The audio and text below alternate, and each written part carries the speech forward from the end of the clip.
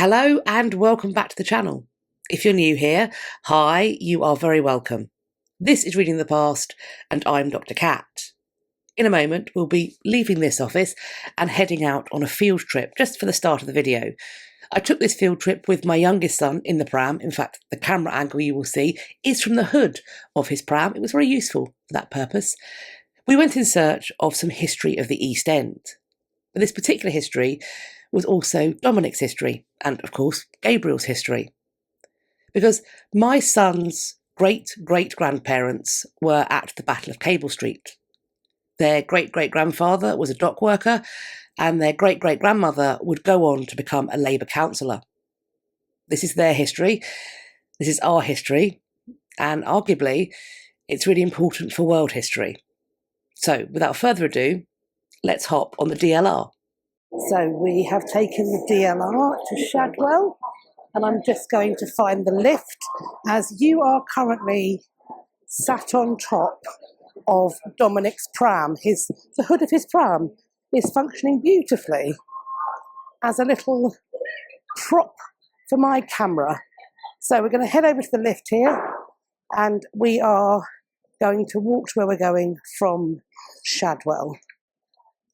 We are leaving Shadwell DLR. We are now walking along Watney Street. This street did give its name to a gang back in the day known as the Watney Streeters. And if the title of this video didn't give you a clue, this street will almost certainly tell you where we are. Not that you can see a sign, but this street is Cable Street. This is what it looks like today. I will be finding hopefully some pictures to show you what Cable Street looked like when the event that we are focusing on happened.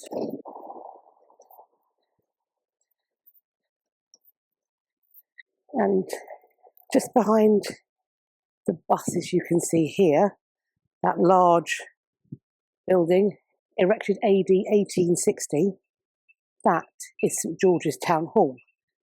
And we are going to the side of that building. Here we are, coming into St George's Gardens, and this is what I've brought myself and my son to have a look at.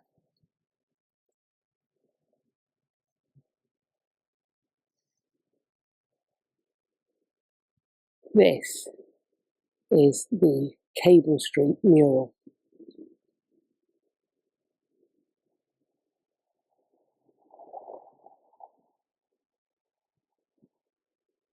Now I think it's best if we head back to the relative quiet of my office to have an in-depth look at this mural, its creation, and the event that inspired it.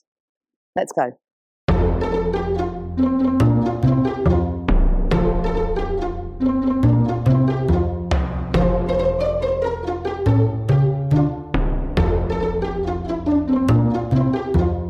During the first half of the 20th century, and especially in the aftermath of the global economic crisis of the Great Depression, many European nations found themselves considering, or actually electing, more extreme political parties that were usually led by larger-than-life figures. In 1932, Oswald Mosley founded the British Union of Fascists. He was inspired by Benito Mussolini and the fascists in Italy, and Adolf Hitler and the Nazis in Germany. Among the members of this new party were around 15,000 individuals that Oswald Mosley tasks with intimidation. They were to ape a military organisation. This group came to be known as the Black Shirts on account of their costumes. Mosley's biographer, Robert Skidelsky, explains that, quote, Mosley would often talk about the need for the adult mind. But in his political life, he displayed many of the characteristics of the spoilt brat who must have what he wanted now. Mosley was born in one of the most affluent areas of London, Mayfair, on the 16th of November 1896, and he was born into the baronet class. His father was reportedly a philandering bully, an individual from whom his mother officially separated when Oswald Mosley was 5, and so he was raised by his mother with a lot of interest being given by his paternal grandfather. As a little boy, he was coddled, worshipped, and frankly spoiled.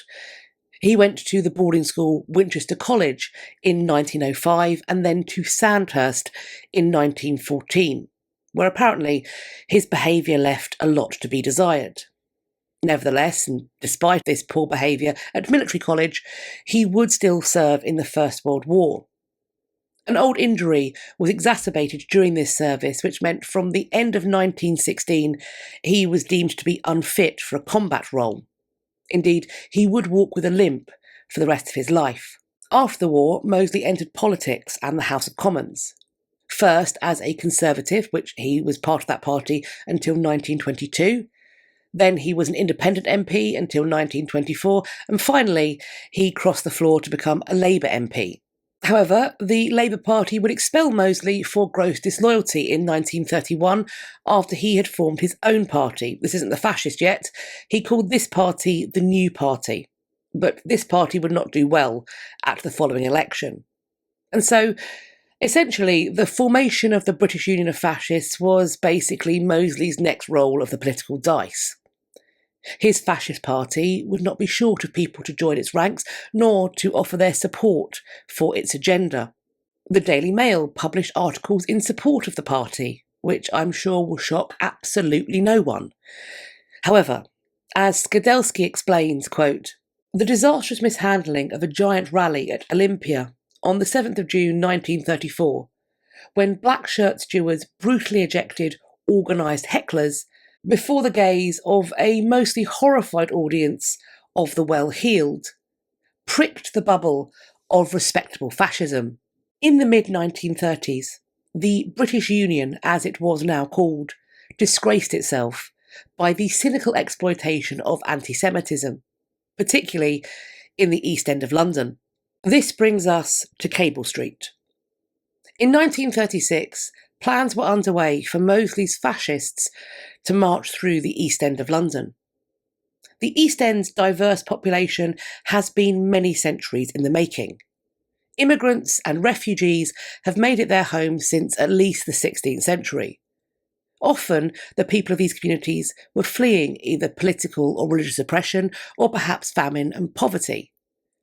Over time, East Londoners were joined by, for example, French Protestants in the 16th and 17th centuries, by Indian and Chinese sailors in the early 19th century, by Irish people fleeing famine in the mid-19th century, and by Jewish people fleeing pogroms towards the end of the 19th century. For the most part, this diverse community would live together harmoniously, barring some occasional complaints about fear of a lack of access to jobs and houses, which would normally be directed to whichever group had arrived most recently. And in the early decades of the 20th century, the group that arrived most recently was Jewish. And so, unfortunately and disappointingly, anti-Semitism was indeed part of life in the East End during these years. It was this fact that the fascists hoped to exploit. The fascist march was intended to provoke a response. They expected to incite a violent reaction to their legally sanctioned march. They intended to intimidate the Jewish community and anti-fascists in the area with their show of militaristic force. They also, no doubt, intended for some in the East End to be won over to fascism by this march and by the speeches they planned to give. In my opinion, Oswald Mosley, this son of a baronet, in communion with his well-heeled backers, fundamentally misunderstood the people they were trying to terrify and or weaponise. Individuals who they likely judged to be nothing more than malleable, ill-educated, impoverished members of the working class. They were unwilling or unable to comprehend that these individuals' true allegiances lay elsewhere simply from race or nationality. And so, the fascists would get their desired violent response. But as we're going to see, it would certainly not take the form they were hoping for.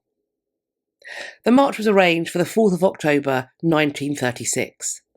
A petition signed by around 100,000 people was put before the then Home Secretary, Sir John Simon. They were asking him to ban this march from taking place. He was unwilling to do so in the name of free speech. Mark Bray explains that as a result of this refusal by the government to act, quote, the JPC, the Jewish People's Council Against Fascism and Anti-Semitism, decided to mobilise the community to physically block the march route. When the leadership of the Communist Party of Great Britain showed themselves to be reticent to get involved, preferring instead to gather in Trafalgar Square on other business, much of their membership were furious, vocally so. The policy was soon reversed. They would support the blockade. The London Museum has a blog post on this event, which states that, quote, Jews ignored the warning of the Jewish Chronicle newspaper to keep away from the route of the Black Shirt March. Instead, they stood alongside dock workers with Irish heritage, Somali seamen, communists, and trade union and Labour Party members. The fascists were not welcome in East London. Between 3,000 to 5,000 of them had assembled near to the Tower of London, making ready to march. 6,000 or 7,000 police officers, both mounted and on foot, were on hand to accompany them to try and get their march to happen. The number of people who came out against them is debated. Some say 50,000, some 100,000, while some give 300,000 and up as the number. In preparation for the march to begin, the police set out to make a path for the march to move through along Cable Street.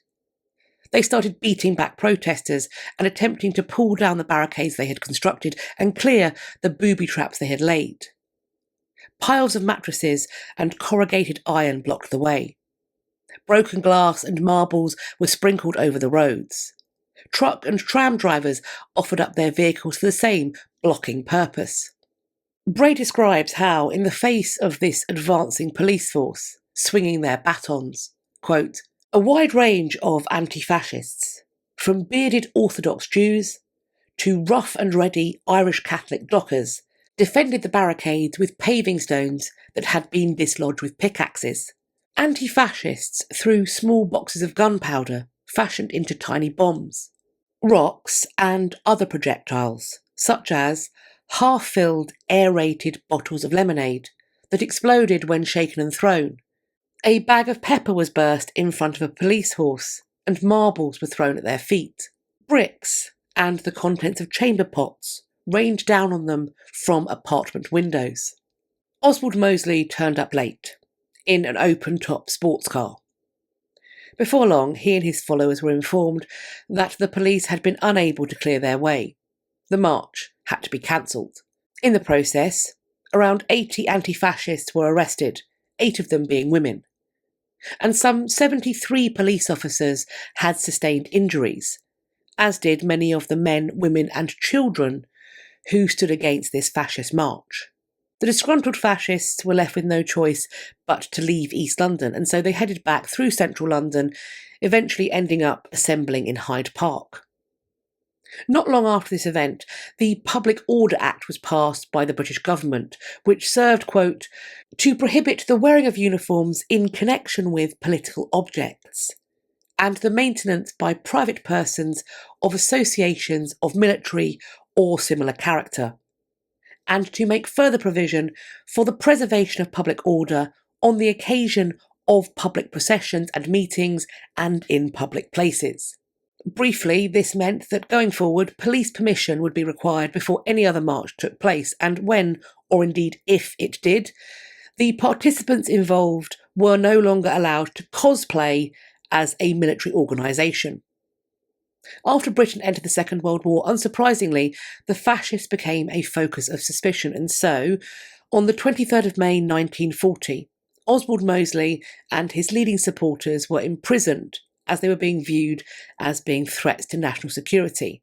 While Mosley's planned march through East London didn't happen, while his political career was ultimately torpedoed by his fascism, that doesn't mean that bigotry was conquered.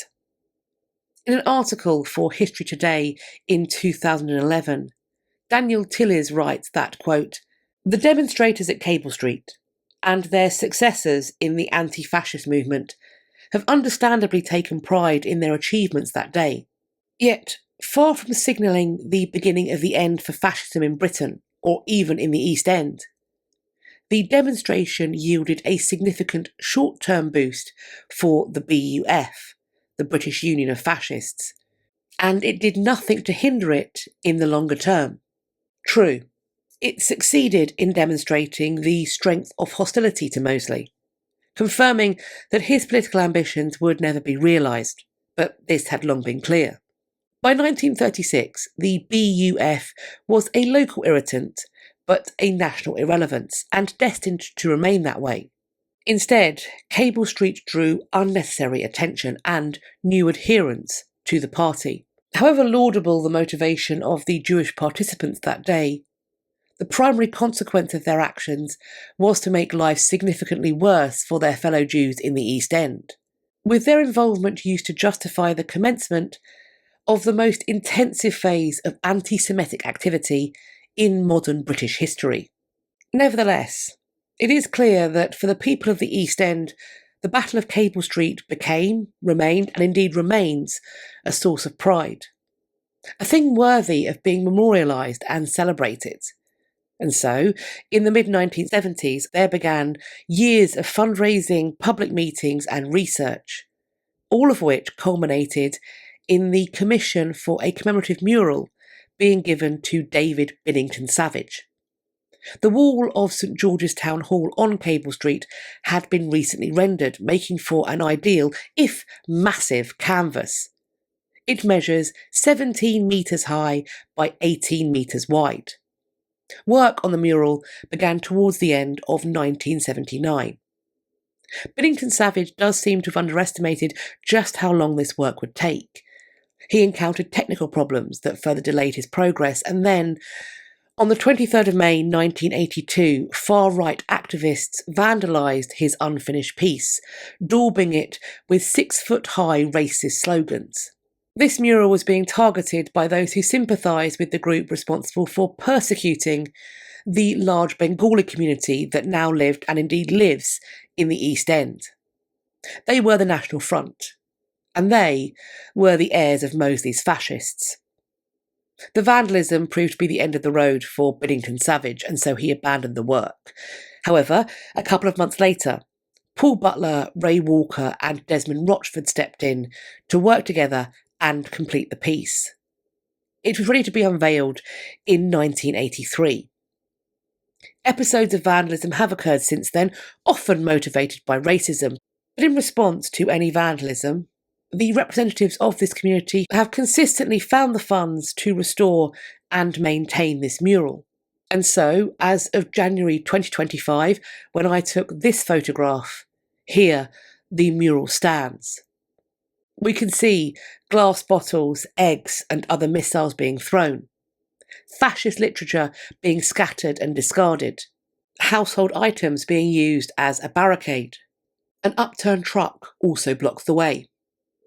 Local residents from both the 30s and the 70s are represented, holding banners adorned with Labour and communist symbols and bearing the phrase, "Mosley shall not pass." This phrase was chanted by the anti-fascists at the Battle of Cable Street.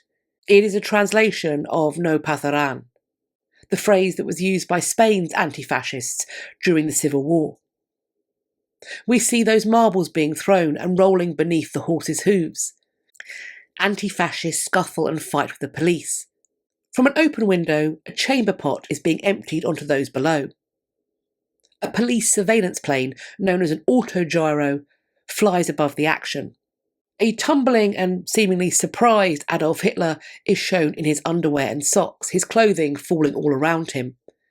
A British Empire medal also falls. This shadowy figure is intended apparently to represent Mosley. He appears appropriately sinister, but he is denied having his face memorialised. The police are also obscured. They are shown either from the back or with helmets covering their eyes. It is only the anti-fascists whose face we see. They are who we are to sympathise with. These diamond placards featuring the numbers that we can see here in the bottom corner echo similar signs that I have seen in photographs from other fascist marches. And so I think they might indicate particular groupings or columns. Perhaps they were intended to assist the fascists to get into their quasi-military formation with greater speed and ease. We also have the names of shops and businesses scattered throughout this work. I am unsure if these were businesses of the 30s, the 70s, or were simply invented by the artists. However, I do lean towards them having actually existed, as almost every part of this work is drawn from photographs of the event or later of the area. If you get the chance to visit the Cable Street mural, you can take a seat on this bench, which somebody has marked No Patharan. Beside it sits the Cable Street bookshop, which invites you to please take a book and leave a book. They have shared the following quote for this month: "Caring for ourselves is a political act." They ask, how will you care for yourself this month? So what do you think of the history of the Battle of Cable Street, of the mural that we have looked at today? As always, I'm looking forward to reading your conversations in the comments section underneath this video. I'd also love it if you could pop an emoji or a social glyph in the comments, because that will boost the engagement and that apparently gets the video shared out more, and that should help us to grow our community. There are not any cable emojis. I have checked in readiness for this moment. There are cable cars, so feel free to use one of those if you choose. However, I'm wondering if we can get away with using a bunch of bricks and glass bottles in the comments. I don't know if YouTube will allow it, but maybe we can find out. You can also find me elsewhere on social media. I will leave links to the other place you can find me on the internet in my description box. Please do follow me over on some or all of those so we can continue this conversation and start some others. I do hope that you enjoyed this video and found it useful. If you did, please share it with your friends, and if you like my channel, let some pals know about it. You can tell me about this video in particular by hitting the thumbs up. Please do subscribe to the channel, and if you think you are subscribed, have a check just to make sure you've not been unsubscribed against your will. While you are there, checking, subscribing, maybe resubscribing, please hit the bell icon beside the subscribe button and then select all in the drop down that will appear, and that way YouTube claim they will tell you when I'm next uploaded and also when I'm next going live, which I do to talk about the history news over the last weeks or months. We have of course got our failsafe. Head over to my website, it is going to be linked. It is www.katrinamarchant.com. If you head to the contact page, you'll find this box. Put your email address in that box, hit sign up, and that will put you on my list so I can send you an email once a week to tell you what I've been up to and also give you useful links for my content over the coming days. I hope you're going to have a great day whatever you're doing, and I look forward to speaking to you all in my next video. Take care of yourselves. Bye-bye for now.